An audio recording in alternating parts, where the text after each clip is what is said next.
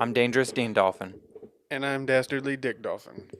and this is Shadow Dolphins in Space. We're just two dolphins orbiting Earth that like movies and games. And today we're going to talk about Ant-Man and the Wasp, Quantumania. And there will be spoilers. So, what did you think of the movie? Well, story-wise, I thought it was a little lackluster for a Marvel movie.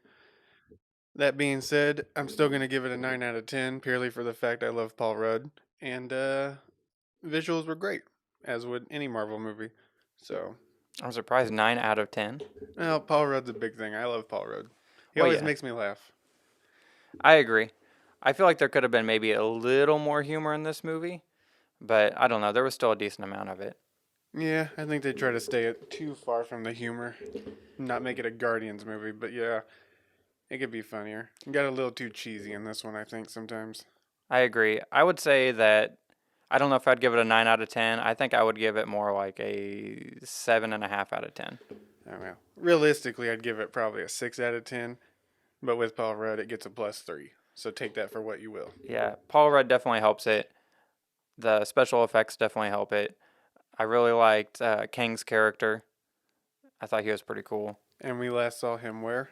The end of Loki, right? Yep, Loki. Okay. Just so everyone knows, I haven't watched anything past Endgame except for Spider-Man and Thor and Doctor Strange, so I might be missing some stuff. Well, and like I said to everyone listening down on Earth, there will be spoilers to this, so we're definitely getting into those now. What did you think about Kang's character? My premonition is, based on what happens in this movie, that these events take place before the events that led to the Kang and Loki being the Kang that controlled time. Yeah, I'm actually thinking we saw that Loki, or not that, we saw that Kang from Loki. Yeah. So, yeah, definitely a prequel to that scene. But it's a Marvel movie, so I honestly can't keep up anymore. So I'm going to go with what you said. Yeah, they definitely make it confusing. Speaking of confusing, this whole movie takes place in the quantum realm, and they make it seem like space, because it's this big open, microscopic universe, basically. But it definitely had like a Guardians feel to it, or even kind of a Star Wars feel in some ways, where there's all these different types of aliens and things like that. And I don't know, did they really ever explain how those people got there? I know they had something to do with Kang, I believe, but how did he get all these living creatures in the quantum realm? I don't think it had to do with King, did it? I think she said that they were already there, and then King came there or he was exiled there, and he just took over. So I think it was implied they were already there, but she never said a word to it because she did the whole being involved in the being involved in the destruction of the quantum verse. And by she, he's referring to Janet Van Dyne. Janet Van Dyne. The other thing is, Scott Lang was stuck in the quantum realm for what, the whole 5 years Yep. before this, during the snap. How come he didn't encounter any of this stuff? Like, she knew all about it, but he was there for 5 years and he didn't know any of it. Yeah, I'm just gonna. My first impression watching the movie, and you realize it pretty quickly, is that they clearly did not plan this out, and they're trying to connect Ant-Man movie to a King, and it definitely feels that way because she just be spouting off with things that she could have probably have said in the last two movies, and none of it was ever brought up till now. So my feelings were they definitely were adding some stuff as they went. Yeah, like this wasn't planned out. No, definitely not planned, or at least very poorly planned out. I got that feeling from the movie as well. It reminded me a little bit of Thor Love and Thunder, where it seemed like the movie just kind of happened and everything. The story progressed, but there was a lot of stuff in it that's kind of like, okay, let's have him do this, have him do that, just have him do this. And I don't know. It just kind of seemed a little all over the place. Like there was a lot going on. And a lot of, oh, we just want to show off like how crazy we can make our visual effects and our creatures and these strange worlds and everything colorful and unique and weird. And they focused more on that than they focused on, I don't know, a solid story, I guess. Yeah, it definitely feels like story was backseated for, and like I said, they're trying to connect. Just to me, they're just trying to get to the next big Marvel thing, and this is just let's slap an Ant-Man name on a movie. So kind of felt poorly planned, and it definitely added way more stuff than we thought we knew to an already expanding knowledge. So the other thing that I want to mention is the fact that Louise wasn't in this movie, which was very disappointing because he's in Ant-Man 1 and 2, and he's one of the best parts because he's hilarious and he has his little montage dialogue that he does in all those movies. And not having that in this movie kind of took away from the Ant-Man feel. In fact, the whole movie really didn't feel much like an Ant-Man movie. It just felt like a movie that Ant-Man was in. Because as you said, it all takes place pretty much in the quantum realm. Yeah, so it has a different dynamic than the other movies. Someone asked me earlier today if Scott and Hope got married sometime between the thing. And I don't think they ever really say. I think they're just still dating, right? Do they ever say if they actually got married? I don't think so. They definitely wanted you to think they were. It Because felt like, but I don't think they ever have. Cassie, Scott's daughter, is a main character in this movie as well. And she refers to Hope's parents, the Hank and Janet, as like grandparents basically. So to her, it's like a whole family unit. So it made me wonder. It's like, oh well, did they finally get married? So she's accepted it, or is it just one of those things that they've been together for so long? Yeah, I was getting ready to say it could be that, or the fact that they, went through a bunch of stuff together, brought them pretty close together. That's true. When you almost die a few times and save the universe a few times, it really does bring you together as a family. Yeah, after what they've been through, it's really going to be hard for Scott and Hope to break up anytime. So, That's true. They got too much baggage together now. yeah, as well as creating scientific stuff. It's just a huge ordeal they don't want to get in, I'm sure. I do really like the stuff that they do with Kang and his character, though. Like, I'd be interested to see a lot more on him. Just the fact that he's a time traveler, learned how to travel through time and space, and because of it, he's basically made himself infinite and then ran into infinite versions of himself. And then those versions want to be more powerful than the other versions, it seems like. And it's just like one of those things that's him discovering how to travel through time basically just ruined his life in all realities. We'll get a King the Conqueror movie eventually.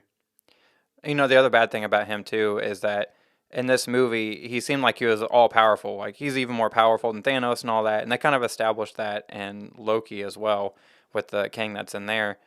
But it seemed like the way they defeated him in this movie, I don't know, it just seemed a little lackluster based on what his powers were. To me, every time they fought, it seemed like, of course, when he's doing anything, he's all powerful. You see him kill hundreds of people. You see him pull out weapons galore. He can blow himself up. A bunch of stuff I probably don't even remember. And then I think he gets in like several fights with the main cast. But then when they start doing, they're just like punching him in the face, and it's like, how's that hurting him? I just watched this dude blow up like 20 people in a second. Well, And it's like they tone it down every time someone goes against him. Like at that point, he can get punched and hurt, but other times he's like invincible. He makes a comment too that going through alternate realities and alternate times that he's fought and destroyed the Avengers many times, yet Ant-Man and his crew were able to take him down, but the Avengers weren't. Like they didn't have a way to take him down. Yeah, Ant Man alone. Well, he was not alone. He's got his He's family, got his family but with him. still, he's not the strongest Avenger. I think we can all agree on that. So No.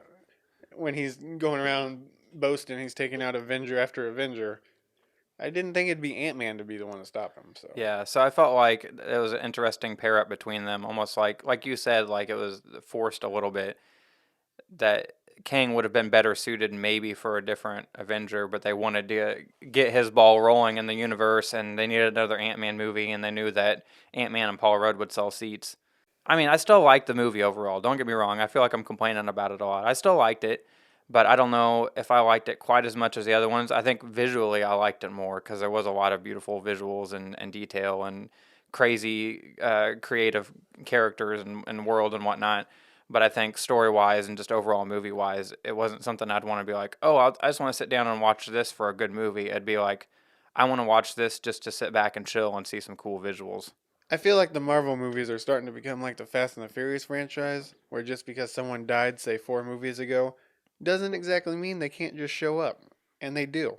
But yeah, there's alternate parallel universes and timelines Yeah, and but dimensions yeah, now. but in this movie, it's the same one. It's implied it's the same person that we seen die. By the way, I'm talking about Yellow Jacket from the first movie. Oh, okay. But we clearly seen him die. And then in the second one, they mention him dying. But when you know it, in the third one, he's back.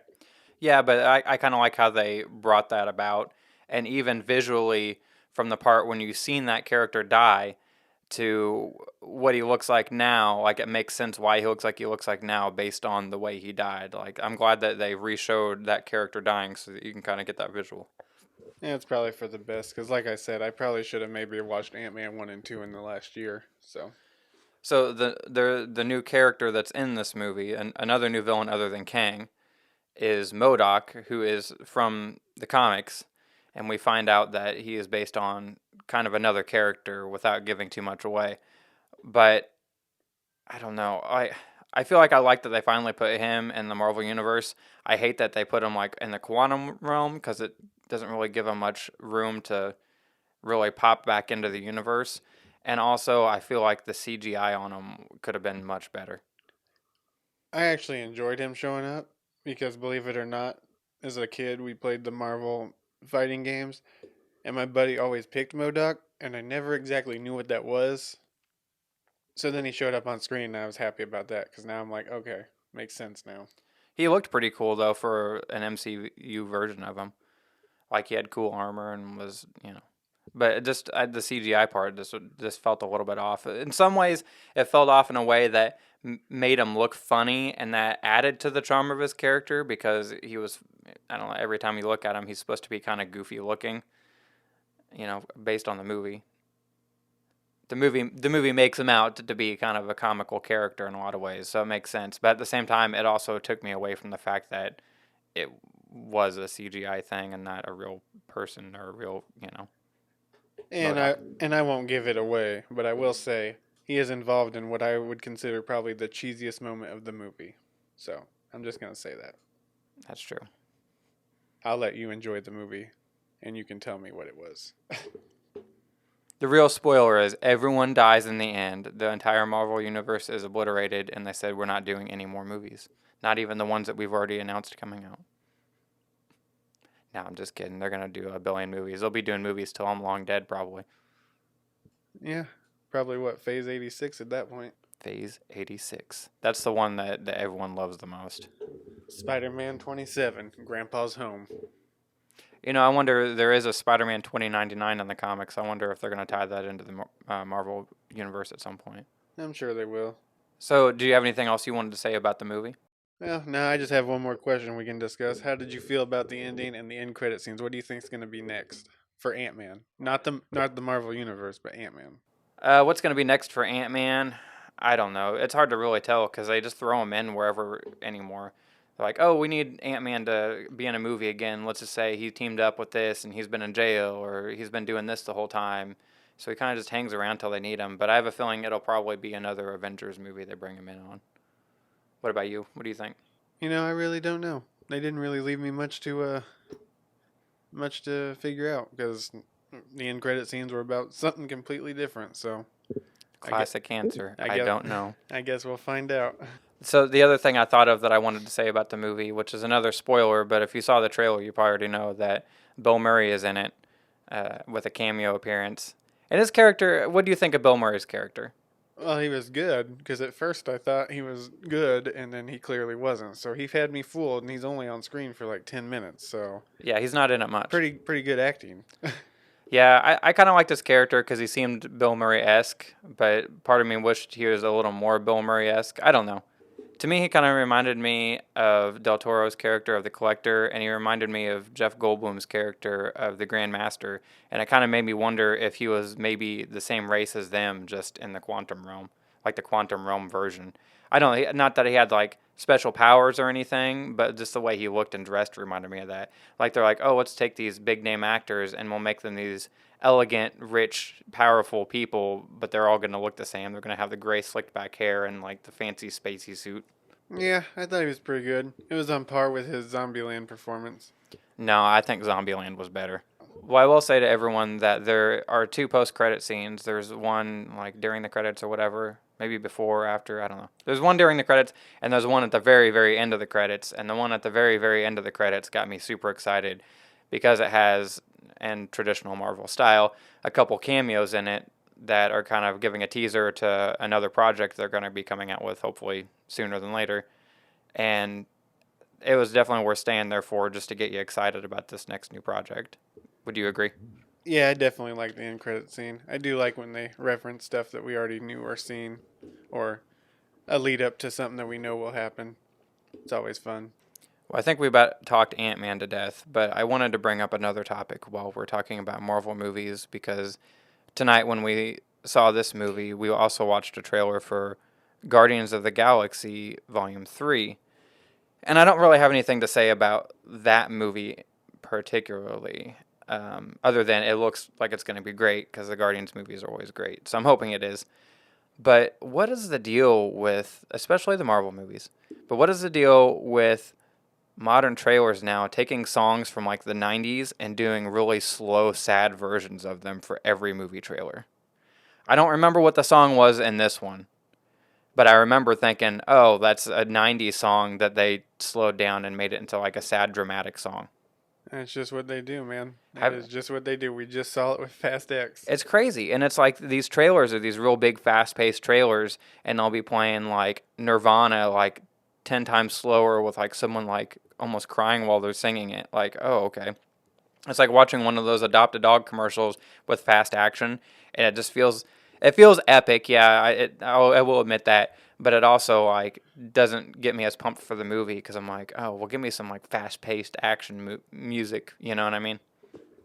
I don't know about him. As soon as I saw the trailer, I was excited because that means it's coming out pretty soon. I'm not talking about this trailer specifically.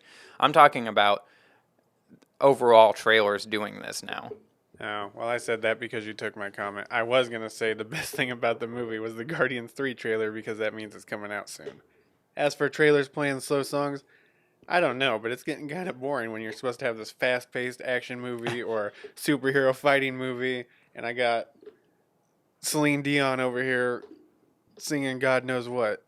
God knows what. I need some Rob Zombie or something. I mean, I agree. They need to have like some fast paced rock music or something. just anything that gets your blood pumping to a trailer that's supposed to get your blood pumping would be great. Yeah, it's like Marvel's like, no, we've done that with too many other trailers. Now it's our slow, recreated songs trailer, covers of '90s hits done really slow and sad with orchestral in the background.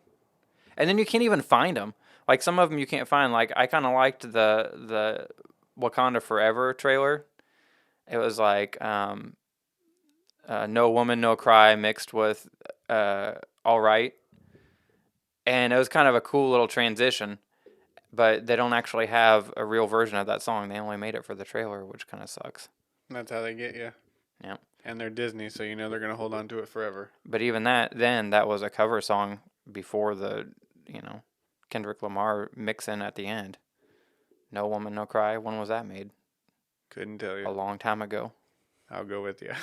All right. Well, do you have anything else you want to say about Ant-Man and the Wasp, Quantumania, or the Marvel Cinematic Universe, or movie trailers, I guess, in general that we saw tonight, maybe?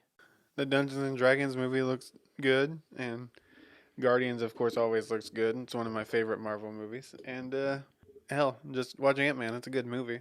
Yeah, it's worth watching. Even though I feel like I dogged it a lot during this broadcast, I would say that if you're a Marvel fan, an Ant-Man fan, any of that stuff, you still watch it. Just don't go in expecting it to be like a cinematic masterpiece. It's kind of more, I don't know. It's a chill movie, For a chill Ant Man. and a couple chill dolphins enjoyed watching it. We have to get going. We have some dolphin stuff we need to do. So we will catch you next time. If you enjoyed this broadcast, please let us know, and maybe we'll continue to do more. Flip you later.